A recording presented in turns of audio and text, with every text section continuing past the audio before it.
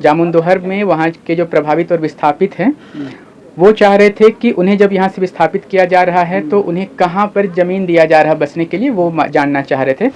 तो उन्हें ज़मीन देने की बात थी दुली में, मगर उनका कहना है कि उन्हें अभी तक स्पष्ट नहीं है। उन्होंने इस चैनल के माध्यम से भी ये मांग उठाई है कि उन्हें अभी तक कहाँ ज़मीन दिया जा रहा है, कितना दिया जा रहा है, कैसे दिया जा रहा है, कुछ भी स्पष्ट नहीं है। जब इस पर सवाल किए जो एनके के जीएम हैं उनसे, तो उन्होंने कहा कि ये मामला पूरी तरह से खिलाड़ी अंचल के अंचलाधिकारी का है, उनके जिम्मे है, उन्हें ज़मीन देना है, वो जानेंगे। तो क्या कहेंगे इस पर?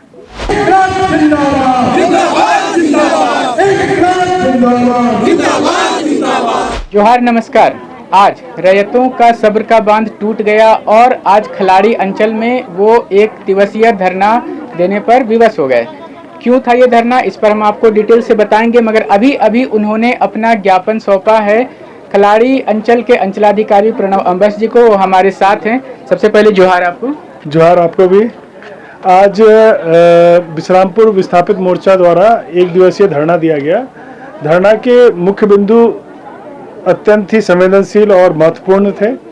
उनके द्वारा बताया गया कि सीएनटी जमीन पर किसी प्रकार का जमीन का गैर सीएनटी व्यक्तियों का सत्यापन या किसी प्रकार की नामंजूरी कार्रवाई नहीं होनी चाहिए। वो पिछले 2 साल से लंबित है, उस पर इस तरह की कोई कार्रवाई नहीं की गई है। इस चीज़ के लिए रेयतों को बता दिया गया है। सीसीएल के द्वारा उनके मुआवजे के लिए और उनकी नौकरी के लिए थोड़ी गति को तेज करनी चाहिए थी, जो अब तक नहीं दिखा है। और जो बंदोबस्ती जमीन पर रैयत मौजूद है उनके सत्यापन के लिए जिला स्तरीय टीम बनी हुई है, वहाँ सदस्य की टीम है, वहाँ से सत्यापन होता है, कुछ सत्यापन होकर आया भी है। तो इस तरीके से कार्रवाई चल रही है, लेकिन सीसीएल को इस पर संवेदनशील तरीके से और इसकी महत्वपूर्णता को ध्यान में रखते हुए कार्रवाई तेजी से तेजी करनी चाहिए। धन्यवाद। जो कुछ इस शिविर में जो बातें उठाई जा रही थी उन्हीं में से कुछ सवाल आपसे लेते हैं। एक सवाल उठाया गया कि यहाँ के जो रैयत हैं उन लोगों को ज़मीन अधिग्रहित कर ली सीसीएल और उसके बाद फिर उन्हें भू अर्जन से चिट्ठी भी मिलती है और उनके ज़मीन का अधिग्रहण कर लिया जाता है। मगर बीते कुछ दिनों में हुआ कि उसी ज़मीन पर कोई और आदमी ज़मीन मालिक बनकर के कागज़ लेकर के आया और नौकरी के लिए वो आवेदन का प्रोसेस कंप्लीट करके ज्वाइनिंग लेटर तक पहुंचा हुआ था। तो क्या ये सब मामला आपकी जानकारी में आया? पर्टिकुलरली जब तक आप नाम नहीं बताएंगे कहना मुश्किल है, लेकिन ऐसे सिचुएशन में ये तो कम्प्लीटली धोखाधड़ी और फर्जी कागज़ का मामला प्रतीत हो रहा है। तो इसमें तो कानूनी कार्रवाई करनी चाहिए रैयत को या जो भी इससे पीड़ित हैं, ताकि नियमानुकूल कार्रवाई, कठोर से कठोर कार्रवाई की जा सके। अब भविष्य में कोई रैयत इस तरह परेशानी में ना फंसे। आप बताना चाहेंगे आपको कि इस पर रांची के जो उपायुक्त हैं उन्होंने संज्ञान लिया और उन्होंने इसको फिर से एक बार वेरिफिकेशन के लिए आपके पास शायद अंचल में भी भेजा था और जो यहाँ एनके के जीएम है उनके कार्यालय में भी भेजा था कि जिनकी ज़मीन अधिग्रहित की गई है उनको एक बार वेरीफाई करके बताने के लिए। तो इस चिट्ठी के बारे में कोई जानकारी आप बताना चाहेंगे? मेरे अंचल में किसी भी जमीन के वेरिफिकेशन संबंधित कोई भी चिट्ठी अभी तक प्राप्त नहीं हुई है। जमीन से संबंधित वेरिफिकेशन, जमीन से वेरिफिकेशन संबंधित कोई भी चिट्ठी प्राप्त नहीं हुई है। चलिए इस मुद्दे पर चिट्ठी से वेरिफिकेशन चिट्ठी प्राप्त है, जमीन से संबंधित वेरिफिकेशन चिट्ठी। एक और सवाल जो इसमें उठा कि जैसे यहाँ के जो जनप्रतिनिधि हैं उनको जब बनाने के लिए कास्ट इनकम की ज़रूरत पड़ती है तो उनसे यहाँ के जो आपके कर्मचारी हैं वो कागजात मांगते हैं कुछ इस प्रकार से, जैसे कि किसी ने मैकलुस्कीगंज का अपना कागज़ यहाँ पर पहले जमा किया था। अभी उनका अगर आधार कार्ड में पता दिखा रहा है क्या उन्होंने आवेदन किया है पते से उस मैकलुस्कीगंज इलाके से हट करके, मान लीजिए कि यहाँ खिलाड़ी के किसी अन्य पंचायत से, तो उनसे वहाँ का खतियान मांगा जाता है। क्या ये तर्कसंगत है? अगर आप अपना परमानेंट एड्रेस चेंज कीजिएगा तो दस्तावेज उसी एड्रेस का मांगा जाना ही नियम संगत है।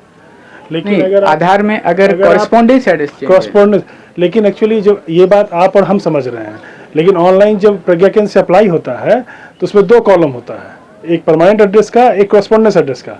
दोनों में एक ही एड्रेस लिख देने के कारण ये एक असमंजसता की स्थिति होती है, जिसको सुधार करने पर सुधार कार्रवाई की जा सकती है। लेकिन सुधार प्रज्ञा केंद्र के स्तर से या आवेदक के स्तर से ही संभव है। एक और सवाल लेते हैं जो कि यहाँ बातों ही बातों में सुनने में आया कि आपके आगमन के, आपके कार्यकाल के शुरुआत के समय में ही एक मामला था जामुन दोहर में वहाँ के जो प्रभावित और विस्थापित हैं वो चाह रहे थे कि उन्हें जब यहाँ से विस्थापित किया जा रहा है तो उन्हें कहाँ पर ज़मीन दिया जा रहा है बसने के लिए, वो जानना चाह रहे थे। तो उन्हें ज़मीन देने की बात थी दुली में, मगर उनका कहना है कि उन्हें अभी तक स्पष्ट नहीं है। उन्होंने इस चैनल के माध्यम से भी ये मांग उठाई है कि उन्हें अभी तक कहाँ ज़मीन दिया जा रहा है, कितना दिया जा रहा है, कैसे दिया जा रहा है, कुछ भी स्पष्ट नहीं है। जब इस पर सवाल किए जो एनकेरिया के जीएम हैं उनसे, तो उन्होंने कहा कि ये मामला पूरी तरह से खलाड़ी अंचल के अंचलाधिकारी का है, उनके जिम्मे है, उन्हें ज़मीन देना है, वो जानेंगे। तो क्या कहेंगे इस पर? सीशियल से विस्थापित व्यक्तियों का पुनर्वास विस्थापन का जिम्मेदारी किसकी है ये सभी लोग जानते हैं। ये राज्य सरकार की जिम्मेदारी नहीं है। उस परियोजना के अधिकारी या परियोजना को चला रहे हैं। यहाँ एक विवाद है, इसलिए मैं बीच में रोकूंगा कि उनका कहना है कि ये लेट मी कंप्लीट। परियोजना के अधिकारी परियोजना, लेकिन राज्य सरकार रैयतों के लिए होती है। राज्य सरकार का एक मानवीय दृष्टिकोण भी होता है। उस हिसाब से वैसे रैयत जिनको प्रधानमंत्री आवास या अबू आवास स्वीकृत होता है उसको हम निश्चित ही जमीन आवंटित करेंगे। 2 से 3 डिसमिल जमीन ही आवंटित की जाएगी, जो कि यहाँ आसपास हम लोगों ने चिन्हित किया है। परंतु वो जमीन इसलिए आवंटित नहीं की जाएगी क्योंकि वो सीशियल से विस्थापित हुए हैं, विस्थापित को आवंटित नहीं की जाएगी। वैसे अनुसूचित जाति जनजाति के लोग जिनको जरूरत है और जिनको वो आवास मिला हुआ है, वैसे लोगों को, भूमिहीन लोगों को जमीन आवंटित की जाएगी। देखिए, आपकी बात शायद दिल पे लग रही होगी कुछ दर्शकों को, तो एक बार सीधे शब्दों में कि वो जो विस्थापित जामुन दोहर के हैं जो 3 डिसमिल प्रति परिवार जमीन पाने की आस लगाए बैठे हैं, क्या उन्हें जमीन मिलने वाली है या प्रक्रिया कहीं अटक गई? नहीं, एकदम। फिर हम इस बात को घुमा कर बता रहे हैं आपको। इस बात को समझिए, जामुन दोहर से जो भी विस्थापित हुए हैं सभी भूमिहीन है। उनको घर बनाने के लिए 3 डिसमिल जमीन मिलेगी, लेकिन इसलिए नहीं मिलेगी क्योंकि वो विस्थापित है। वो इसलिए मिलेगी कि वो राज्य सरकार का रैयत है और भूमिहीन है, इसलिए उनको जमीन मिलेगी। अगर वो विस्थापित है तो ये जीएम साहब की जिम्मेदारी है कि उनको व्यवस्थित करें, लेकिन वो भूमिहीन है और हमारे रैयत है, हमारे राज्य सरकार के लोग हैं, तो उनको जमीन मिलेगी, आवास बनाने की जमीन मिलेगी। धन्यवाद। तो संदेश स्पष्ट किया आज खलाड़ी अंचल के अंचलाधिकारी ने कि जो विस्थापित हैं जामुन दोहर के, उन्हें जमीन मिलेगी, और जो भी मांगे रहित विस्थापित मोर्चा के बैनर तले आज उठाई गई थी, उन मांगों पर ये उनकी मांगों से सहमत हैं और उस पर जो भी यथोचित नियम संगत कार्रवाई होनी चाहिए वो बिल्कुल होगी। आप बने रहें ऐसी नवीनतम ताज़ा अपडेट्स के लिए हमारे संग। कैमरा के पीछे से मेरा सहयोग करें अजय महतो और उदित उरांव के साथ मैं विजय दत्त पिंटू, रांची।